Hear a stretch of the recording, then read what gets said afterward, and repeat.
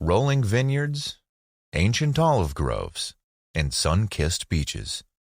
Italy, a land of romance, art, and mouth-watering pasta. But beneath the surface, there's a tale of two different nations. A tale that has shaped the very essence of this boot kicking a soccer ball. The top part, where the shin guard would be, is northern Italy. The bottom portion, the heel, is southern Italy. Despite being on the same peninsula, these two regions are like different teammates. Italy, though seems united on the paper map, is vastly different in the northern and southern areas, especially in the financial sector. So what happened that caused such major changes to make Italy look like the two poles of Mercury? This is the question that leaves many scratching their heads. Believe it or not, the South wasn't always the poorer cousin. Around 1000 BC, southern Italy was a thriving economic powerhouse, well known for its fertile land. Its temperate climate and strategic location made it a hub for trade and agriculture. Cities like Palermo buzzed with merchants, while skilled artisans in Naples crafted exquisite goods. This golden age wasn't to last. Roman expansion, fueled by a need for farmland, led to widespread deforestation, gradually diminishing the South's once fertile lands. After the big Roman Empire fell apart in the 500s, Italy became a mess. In the north, things calmed down a bit under Charlemagne's rule, as the whole area of Europe was doing well economically. But down south, it was a total free-for-all. Different groups like the Byzantines, Arabs, and Normans kept taking turns being in charge. The Normans even tried to unite the south for a while under the Kingdom of Sicily. But their system wasn't exactly fair. Imagine a bunch of rich folks hogging all the power, while everyone else was stuck toiling away on farms, growing crops for them. Trade, which used to be a big deal down south, pretty much dried up. This meant there wasn't much of a middle class, which is a group of people with some money to spend. Without a middle class, it's hard for an economy to flourish. These contrasting influences molded the cultural identities of each region. North Italy's flat terrain facilitated the development of big cities and industries, whereas South Italy's predominantly mountainous landscape offered limited flat areas.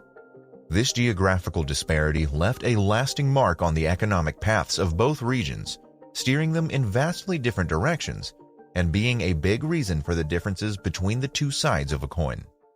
In 1861, Italy finally achieved unification as a single kingdom. However, the milestone proved to be a missed opportunity for the South. The new government, centered in Turin, prioritized industrial development in the north, neglecting the South's existing agricultural economy. Land reforms were either poorly implemented or non-existent. The South was further burdened with heavy taxes and the removal of protective tariffs on agricultural goods, leading to a sharp decline in agricultural production.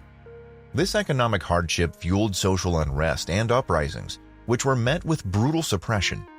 Faced with dwindling opportunities, many residents were forced to make a difficult choice: flee to other countries or migrate to northern Italy in search of a better life. This mass exodus not only worsened the South's economic situation, but also created a brain drain, further hampering its growth potential. The climate of poverty and desperation in the South created a fertile breeding ground for the rise of the mafia. Organizations like the Cosa Nostra and the Camorra exploited the population's distrust of the central government. They positioned themselves as a twisted form of protectors and arbiters of justice, building a shadow government that continues to strangle economic development to this day. Businesses, especially small and medium enterprises, are often unwilling and afraid to invest in regions where extortion by the mafia is a constant threat. Dr. Pino Arlacchi, a leading sociologist and anti-mafia advocate, delivered a grim assessment of the criminal organization's impact on southern Italy's economy during a recent interview. His saying was, "The mafia's influence has been devastating. The mafia squeezes honest businesses with threats and shakedowns, making it almost impossible for the southern businesses to get ahead and grow." In the South, where economic opportunities are already scarce, the mafia creates a climate of fear that discourages entrepreneurship. This fear also discourages large companies from setting up shop, further limiting job creation. In the 1990s, the negative influence of the mafia became tragically apparent. Fiat, a major Italian car manufacturer, maintained a substantial operation in southern Italy, with a key factory located in Melfi. However, the company was recently subjected to extortion demands by the Camorra, the Neapolitan mafia. This relentless pressure created an untenable situation, ultimately forcing Fiat to make the agonizing decision to close the Melfi plant in 2002. The closure resulted in a significant loss of employment opportunities and dealt a severe blow to the already fragile economic climate of the region. Some initiatives were taken that could improve on the worsening fate. One of them was known as Libera Terra, the Free Land Program.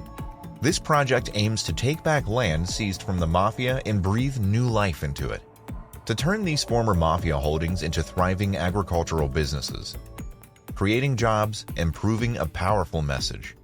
A future free from mafia clutches is within reach. As all of this was taking place, the world was shaken by World War II. The Italian government tried to jumpstart the South's economy with a program called Cassa per il Mezzogiorno, Fund for the South, aimed at stimulating economic growth in the South through infrastructure investments, education initiatives, and industrial development. Regrettably, this initiative didn't achieve much success. Many of the funds assigned to it were either mishandled, taken by the mafia for their own use, or not used effectively. As a result, the infrastructure in the South is still lacking, and there's a shortage of easily accessible energy resources. Even now, a considerable number of businesses in the South have to pay the mafia for protection, which makes legitimate investment even less appealing. Italy may flaunt an impressive GDP per capita of $35,500, securing a spot among the globe's 30 wealthiest nations in 2021. But the south of the country remains mired in poverty. Southern Italy, previously known as the Mezzogiorno, encompasses regions like Abruzzo, Molise, Basilicata, Apulia, Calabria, Sardinia, and Sicily. Here, the average GDP per capita significantly trails behind the prosperous north. Despite a third of Italy's population residing in the south, their contribution to the nation's overall income falls short, accounting for less than a quarter. In stark contrast, the economic pulse beats strongest in the northern regions. Cities such as Milan, Genoa, and Turin form a thriving industrial triangle dubbed the Triangolo Industriale. Milan shines as a global financial and fashion capital, while Turin boasts a robust automotive industry, and Genoa thrives with its beautiful and prosperous port. The South grapples with ongoing struggles, marked by declining industrial production and a reliance on agriculture as the mainstay despite challenging climate conditions. All this has resulted in vast unfertilized patches in the once well-known fertile place of Earth.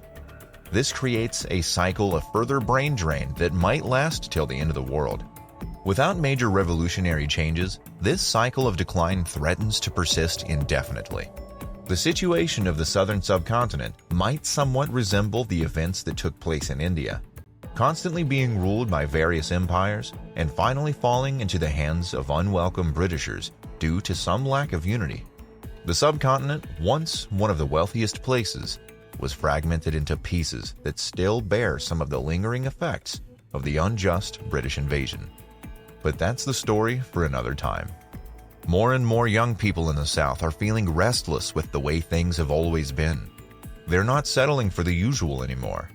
Instead, armed with knowledge and bursting with new ideas, they're choosing to pursue higher education and look for innovative opportunities outside the usual paths. Organizations like Sguardi di Sud, Southern Gazes, recognize and empower this burgeoning generation. By fostering entrepreneurship and offering valuable resources, these programs equip Southerners to become active and participants in their region's development. In their hands, fresh ideas can blossom into thriving businesses, propelling the South towards a brighter economic future. Closing the gap between the North and South demands a unified front. The central government needs to prioritize infrastructure development in the South, enhancing transportation systems and easing the flow of goods and people.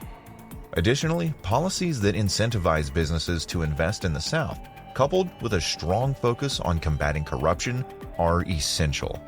The North also holds a key piece of the puzzle. Northern businesses can forge partnerships with their Southern counterparts, fostering a valuable exchange of knowledge and creating a win-win situation for both regions. Cultural exchange programs can further dismantle stereotypes and build a stronger sense of national unity. By working together, the North and South can create a more prosperous and unified Italy. An Italy that is unified not only geographically but also in terms of financial and cultural prosperity is a vision that resonates with us all. Thank you for watching. Don't forget to like today's video, subscribe to the channel, and click the notification bell so you don't miss out on any future uploads.